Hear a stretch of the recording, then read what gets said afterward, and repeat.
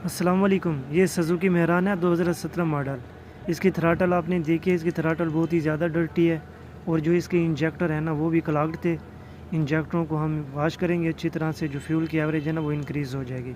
और इसकी जो प्लग वाइड्स हैं इनकी भी कंटिन्यूटी चेक करेंगे और कैप को भी हम क्लीन करेंगे। इंजेक्टर भी अल्हम्दुलिल्लाह हमने क्लीन कर लिए हैं और जो इसकी थ्रॉटल है वो भी बिल्कुल ओके ना हमने क्लीन कर ली है। और इसका O2 सेंसर जो है वो भी हमने क्लीन कर दिया है। और जो इसकी डिस्ट्रीब्यूटर की कैप और वायरें हैं प्लग वाली वो भी अल्हम्दुलिल्लाह हमने क्लीन कर दी हैं। इस गाड़ी का भी टैपट भी करेंगे, फिर इंशाल्लाह इसमें प्लग नहीं डालेंगे हम। प्लग इसमें न्यू इंस्टॉल कर रहे हैं। गाड़ी जो है ना इंशाल्लाह फ्यूल की एवरेज सही देगी। अल्हम्दुलिल्लाह गाड़ी स्टार्ट है और ये इसकी रीडिंग है।